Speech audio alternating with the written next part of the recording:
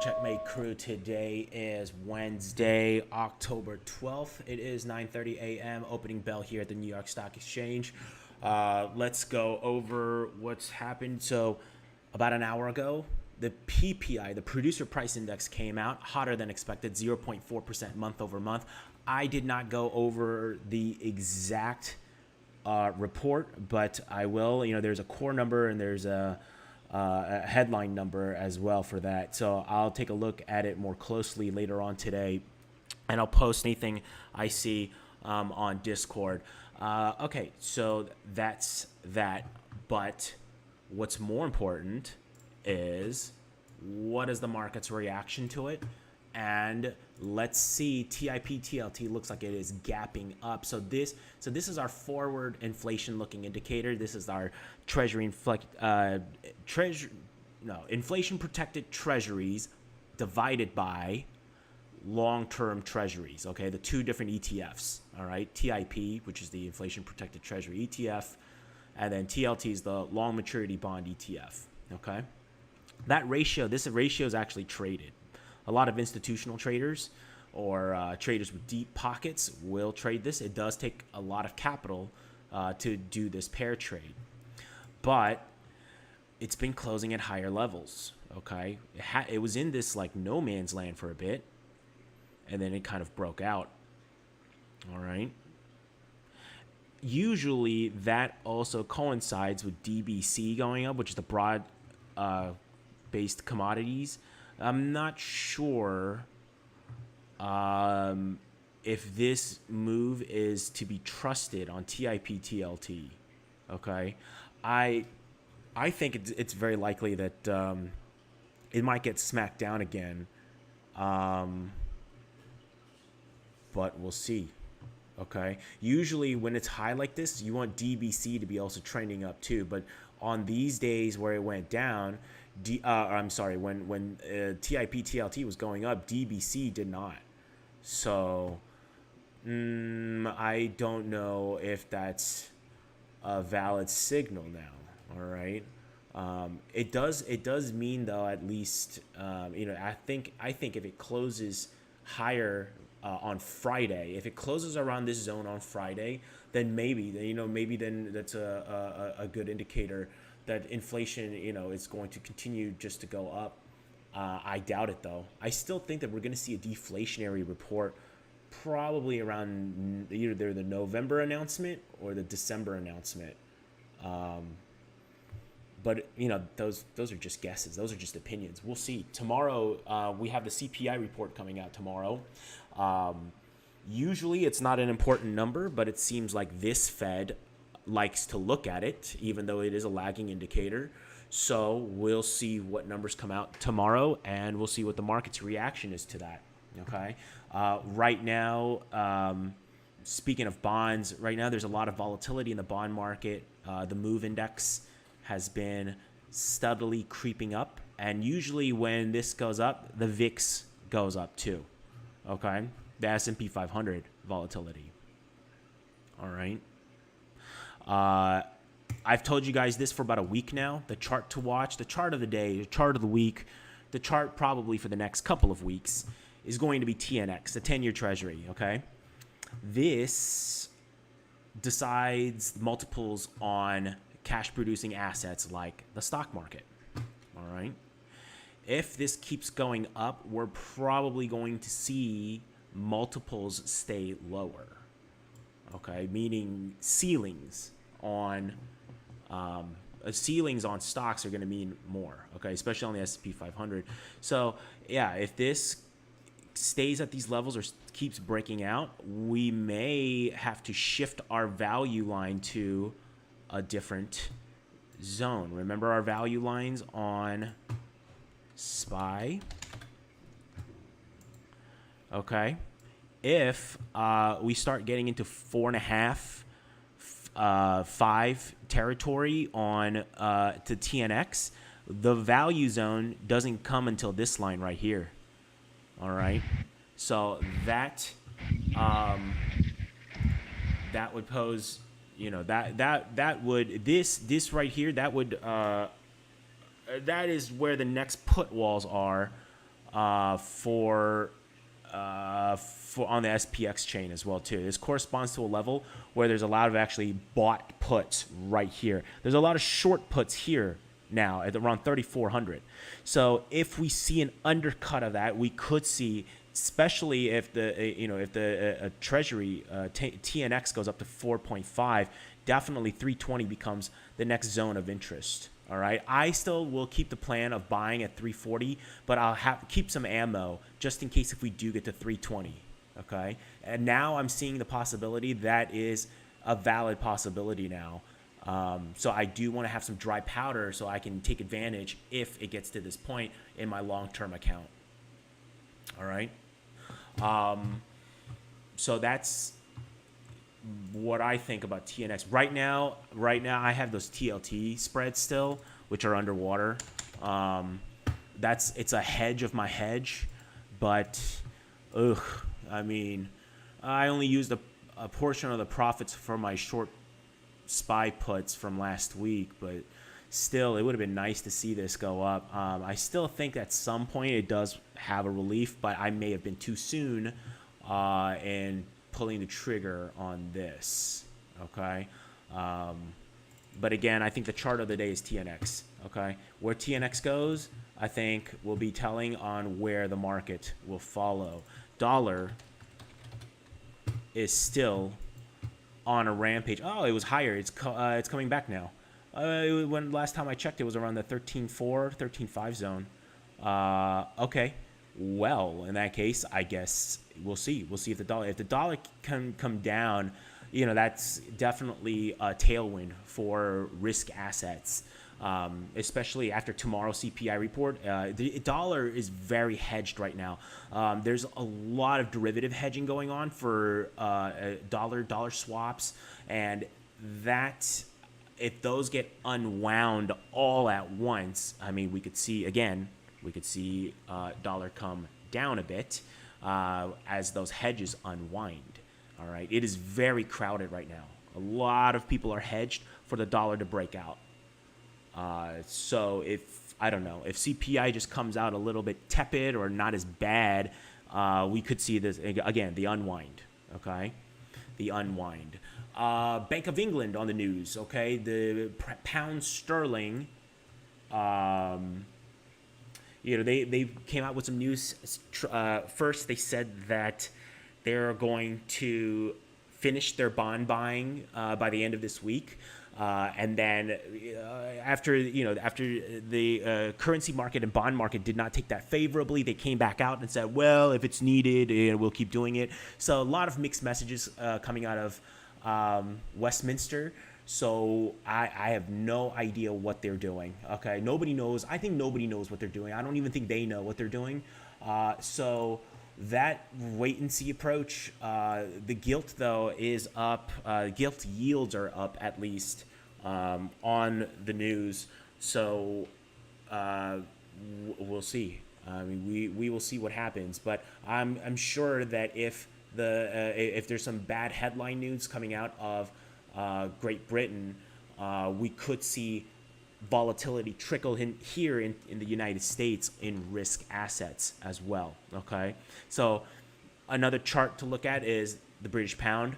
See where if you see a strong breakdown, that just probably means we're going to see some volatility spill over. That's what actually happened yesterday. And yesterday, actually, I noticed that the British pound broke down very quickly on that news, and it sent our stocks down. We lost about 1 or 2% right in the afternoon from that initial news out of Great Britain. So this gave us a little bit of a warning, just like a couple of minutes or so. It gave us a warning. So if you guys have multiple screens, it may not be a bad idea to put TNX, but also the British pound right next to it, just in case. Okay.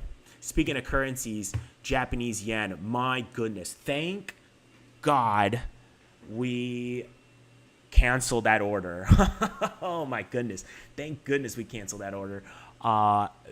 They are losing control of the yen. Okay? They are just losing control of this.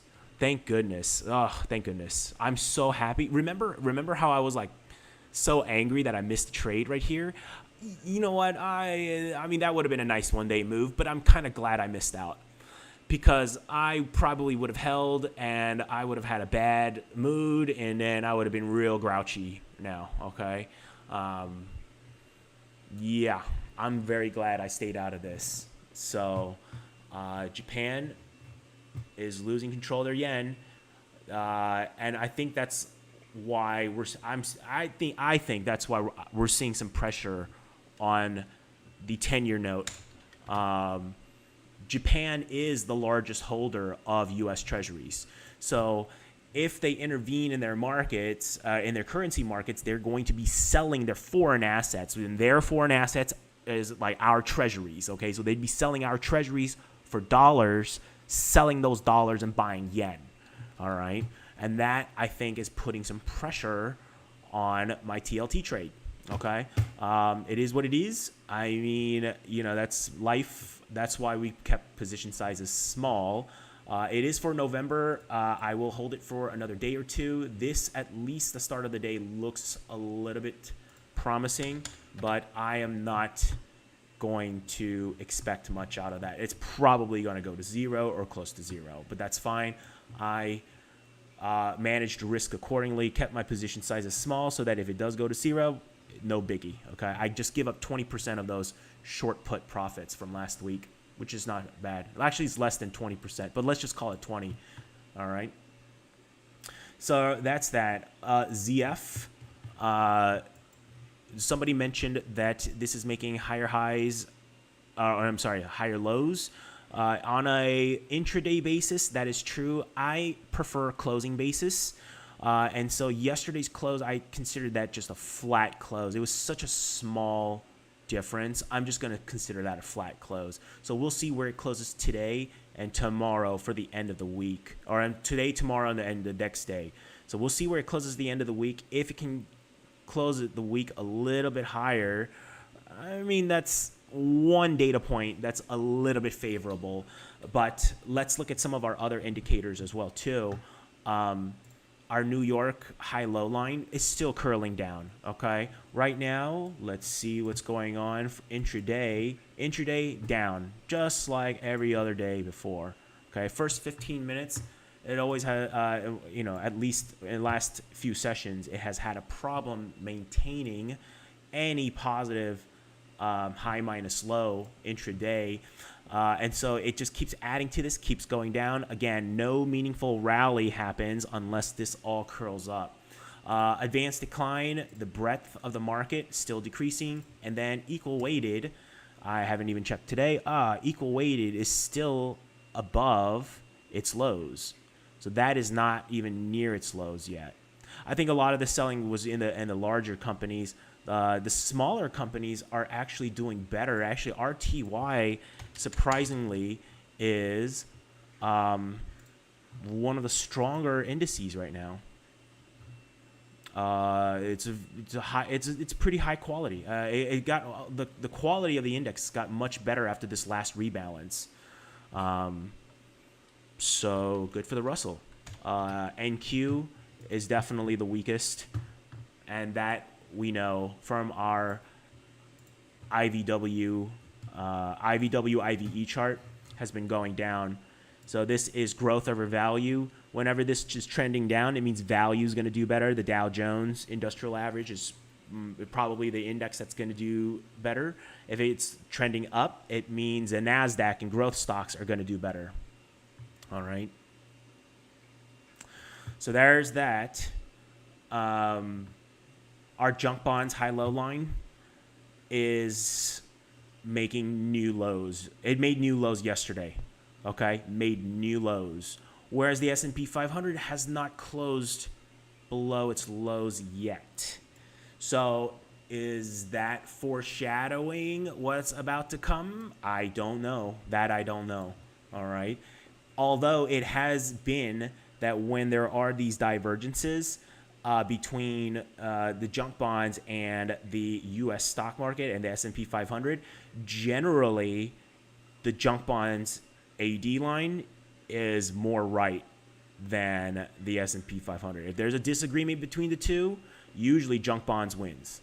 Okay, so I will see. We'll see. I mean, we'll see what happens. Okay, could it be different this time? It could be. It could be. And there's some instances where, you know, it didn't work out exactly like that. But here, remember in June when the S&P 500 was trying to make highs, our junk bond AD line was actually curling down right before that June 9th ECB meeting.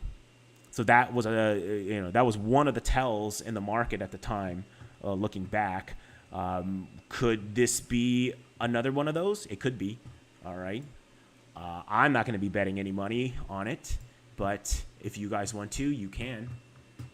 All right. So those are the indicators that I'm looking at. Again, the chart of the day, TNX. All right. Keep an eye on TNX. I think wherever TNX goes, that's where we're bound to see equities go. If this goes down, I think equities then, you know, might have a little sigh of relief. If not, then, you know, if this keeps going up, then multiples will probably get pressured. Today, actually, I also wanted to go over some meme stocks today, because I just been getting a lot of DMs about different sentiment-driven stocks. Okay, I saw some trades on here. One of our members was trading BBBY, some calls, I think. So generally, playing this is a fool's game. I keep telling you guys this. Look at this. I mean, we are down heavily from highs. I mean, if you guys, some of you guys participated in this back a year or two ago, you guys, if you held, this is a terrible situation to be in.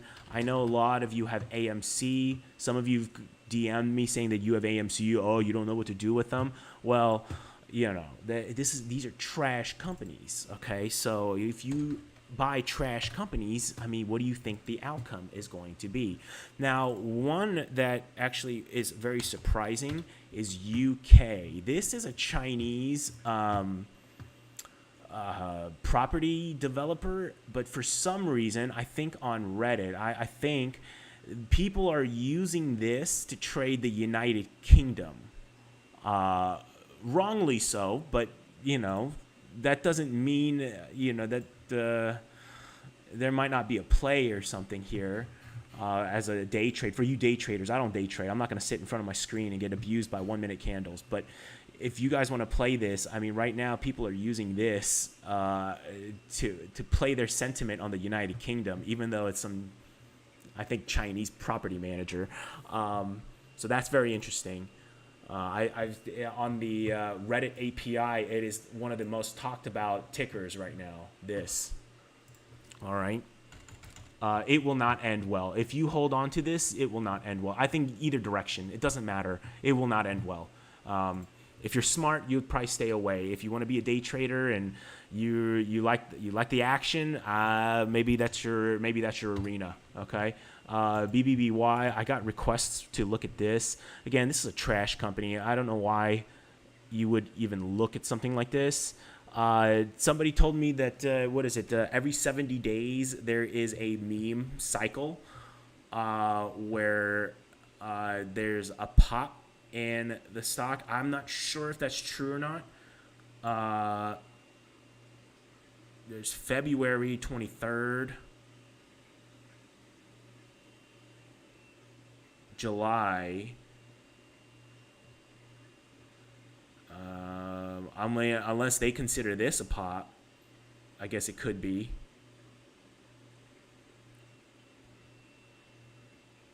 Yeah, this, no, I don't think so. That's 70 days. It's probably like some average, but I average out how many data points. It's not reliable enough for me. But if you want to play it, sure. IV is pretty inflated. Yeah. Implied volatility 1.76. No thanks. No thanks. Not for me. There's actually some big names on here. The other day, I noticed that AMD was on it. I know some of you guys are playing AMD. It's up today. That's surprising. INTC, Intel came out. It was one of our stocks that's on our watch list. Intel came out that they're laying off some of their workforce. And I guess it's shrugging it off. It used to be, I remember there used to be a time when companies would announce layoffs and there would be huge rallies because that means they're saving money. Maybe that's not the case in today's market. I don't really follow the news of individual companies all that much. Semiconductor index is flat. I know a lot of you are playing TSM right now. TSM is up. All right. I mean, this could be just very temporary. Okay. I went over this yesterday, but I'm willing to short SMH, the semiconductor ETF, when it gets to these levels, 244, 245 zone. All right. So I'm ready for that. If we can rally, I don't know if we will or not, but we'll see. Oil. Let's go to the commodity space. Oil is pulling back a little bit from 93, 94 zone. So we will see if this is just going to be a little covering, profit taking by speculators. It could continue up, but for me, this is still all noise. I am going to be shorting at higher levels still. Okay, plan hasn't changed for me when it comes to oil. All right. My long-term Chevron shares are doing really nice. On the next pop, I might sell some covered calls. Maybe like a month or two out, Delta 30, 35 or so. So we'll see. We'll see what happens. UUUU is finally coming back down. I do have those collars. Finally, those covered calls are in the profit.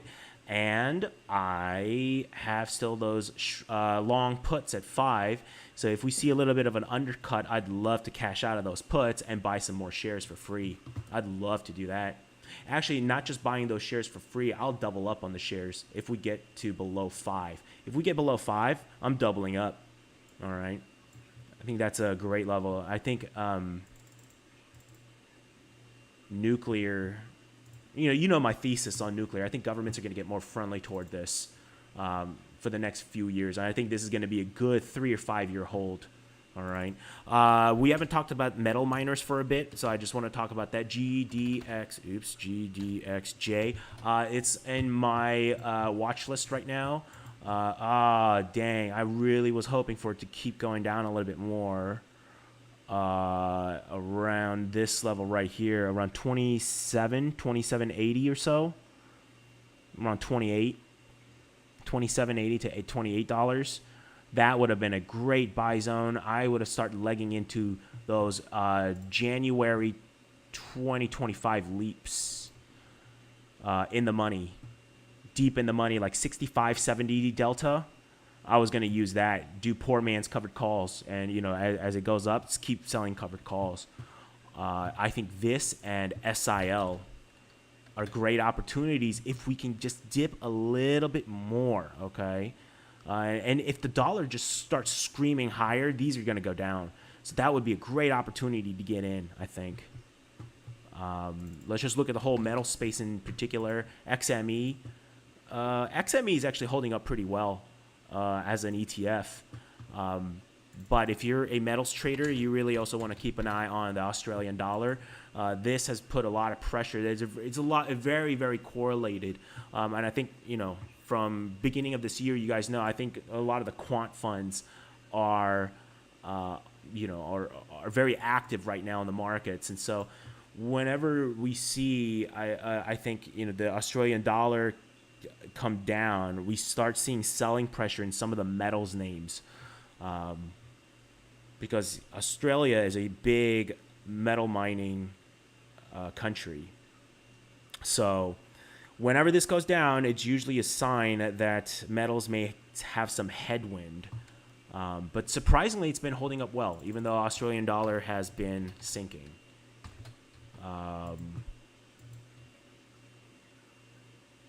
Interesting. Okay, we'll see.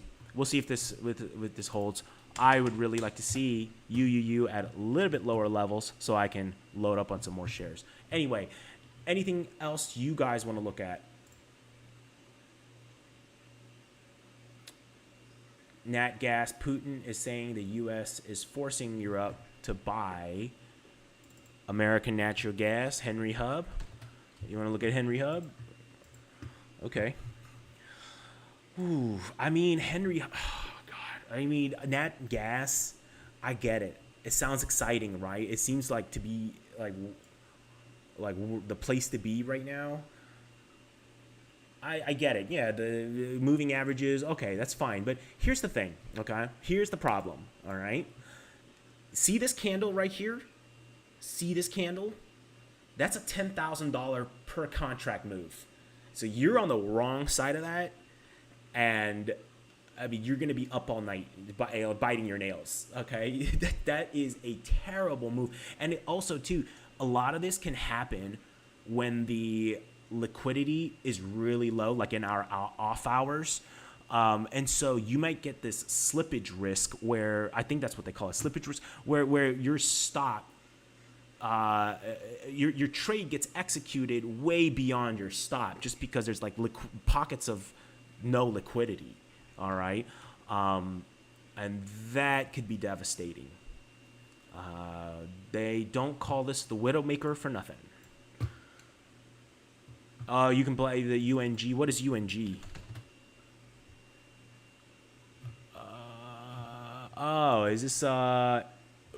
Is this kind of like USO or something, like a futures rolling ETF? Futures rolling ETF? Okay. Interesting. Let's actually do a little bit of analysis on this. Let's actually take a look. Are we in Contango or not? Oh, we are in deep Contango. Deep Contango. Okay. So, I'm not sure UNG if this is like a futures rolling like USO, but if it is, there is portfolio drag on this. And there's going to be tracking error to the downside. However, why is it up more than the actual futures?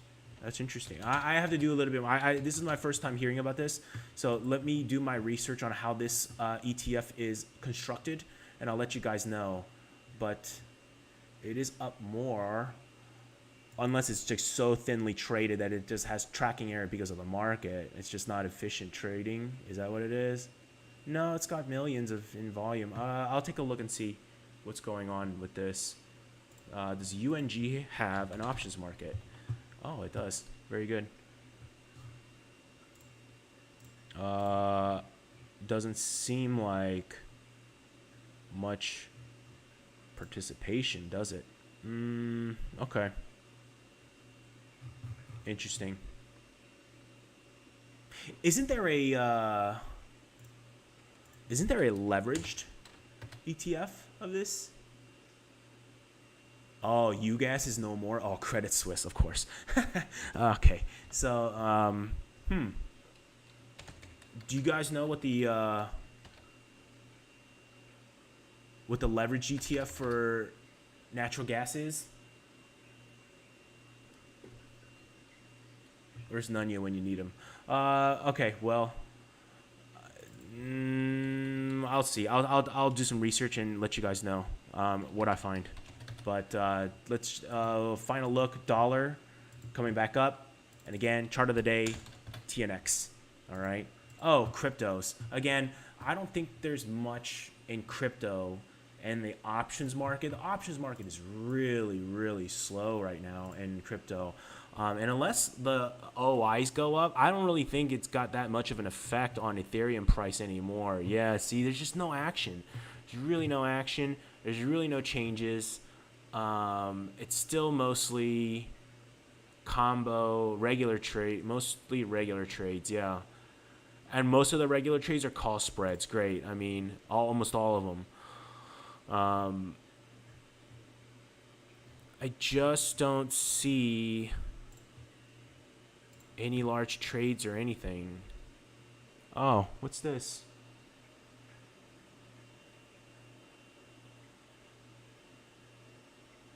But this looks like a buy for 1,300 calls for November. 300,000. I mean, it's not that much. It's not that much, but okay. Oh, it's paired with this trade right here. So somebody sold the October, harvesting that premium to pay for this. Okay. That's still a very small trade, though. I don't see that, any other big trades. And again, what we're looking for is the open interest to increase again. Not the number of contracts, but the actual value. We want to see money entering the options market again. Around here, that's when we saw all that options activity really give us those signals. But I think at these levels, no, we need more money in this market in order to pull that market, to really affect the market, I think.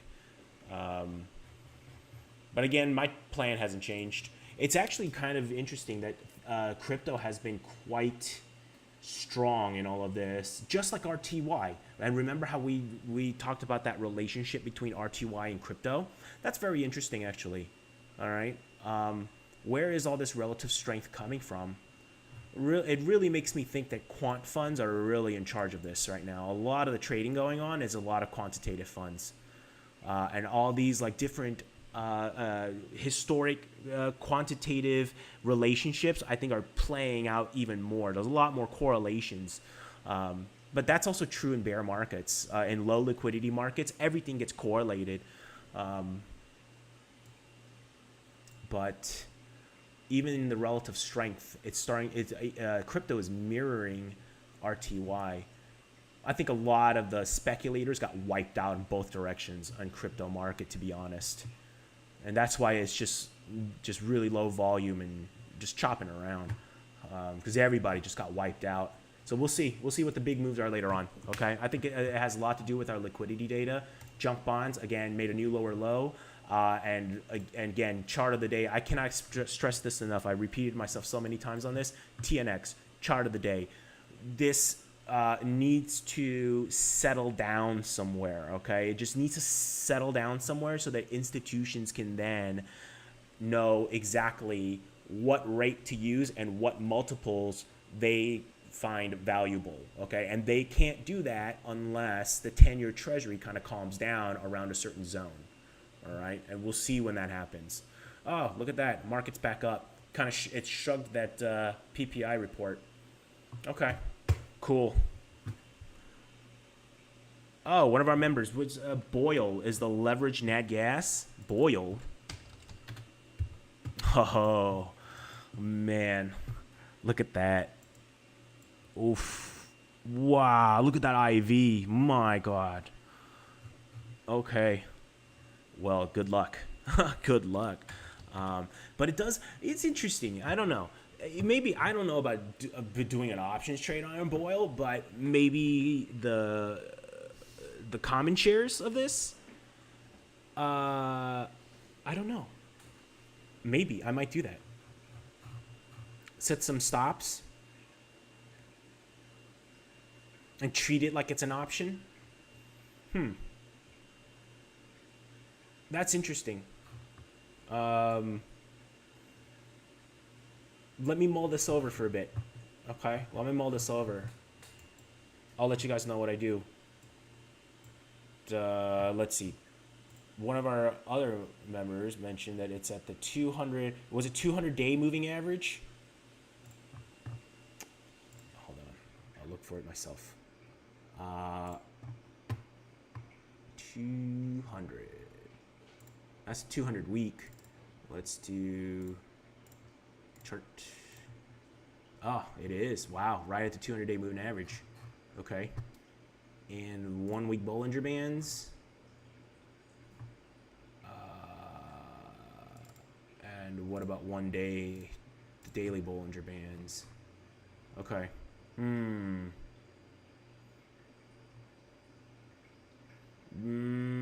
Okay. Okay, maybe. Maybe if it undercuts and touches this, that would be a good zone to go. I mean, it's closed under before. It could just undercut it a bit. Undercuts it, touches the 2 standard deviation Bollinger Band from the bottom, and then maybe it goes up. I would try long there. When it gets to 6151? 6151, it touches, and then if it closes below, we get out, and then we can use Boyle to do that. The Boyle common shares. I mean, that would be what, like around 43, maybe 43, 44 or so. And then if it goes back up to what $10, that's like 43 to 100. That's not bad. And then if we think it's going to stay elevated like that, and if IV stays elevated, we can always also sell covered calls, right? How much are this covered calls here? For Delta's, for Delta 35, wow, it's like 10%. Delta 35s. Not bad. Okay. I'll look into this, all right? I'll solidify a plan, and I'll let you guys know a plan for this tomorrow, unless we see some big movements. Unless it hits there today, then I'll let you guys know in the Discord. Any questions, any comments, any rude remarks, anything else you guys want to look at?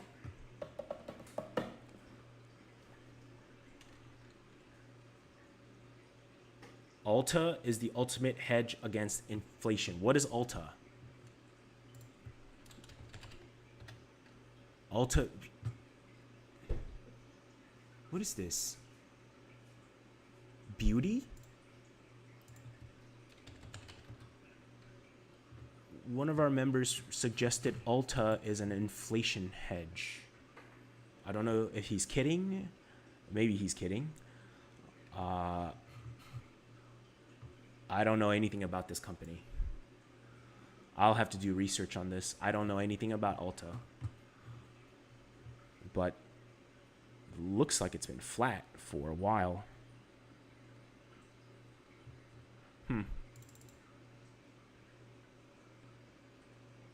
Anything else you guys want to look at?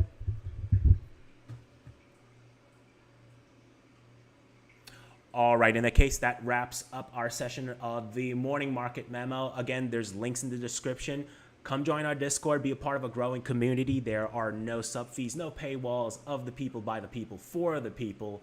If you enjoyed our video, go ahead and hit like, follow, subscribe, comment, show us some love, all right? I'll see you guys tomorrow, same time. New York Stock Exchange opens at 9:30 a.m. Eastern time. I'll see you guys then. Have a great day.